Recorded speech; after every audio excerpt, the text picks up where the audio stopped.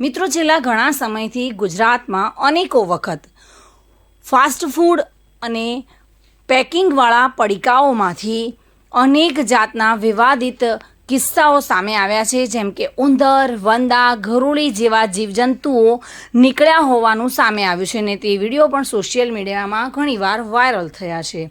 ત્યારે ફરી એકવાર આ કિસ્સો સામે આવ્યો છે।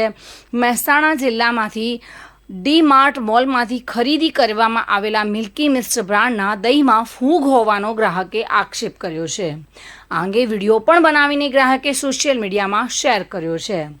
ગ્રાહકે આ અંગે ડી-માર્ટને જાણ કરી હતી, પરંતુ યોગ્ય અને સંતોષકારક જવાબ નહીં મળવાને કારણે આખરે તેણે બિલ સાથે વિડીયો શેર કર્યો હતો, જેના પગલે હવે ફૂડ વિભાગ દ્વારા મહેસાણા ડી-માર્ટમાં તપાસ હાથ ધરવામાં આવી છે। ફરિયાદ કરનાર ગ્રાહકના દહીંનું સેમ્પલ પણ લેવામાં આવ્યું હતું, તેમજ ડી-માર્ટમાં મિલ્કી મિસ્ટના અન્ય ડેરી પ્રોડક્ટ્સ ચીજોના પણ સેમ્પલ લેવાયા હતા।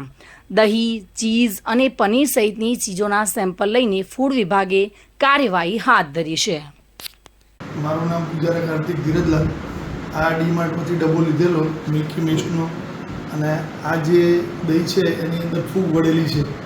તો દરેક ગ્રાહક છે જો કે ડી-માર્ટની અંદર વસ્તુ આવેલી તમામ ફૂગવાળી હોઈ શકે, તમારા હેલ્થને બગાડી શકે। ધ્યાન રાખજો, તમારી સાથે આ ના થાય। મારી સાથે આજે ડી-માર્ટને જાણ કરતાં એ લોકો ખોટો જવાબ આપે છે અને ધ્યાન નથી આપતા કે તમે વાસી ખાઓ છો, ધ્યાન રાખજો। ભાવિન ભાવસાર સાથે bureau report, today Gujarati news.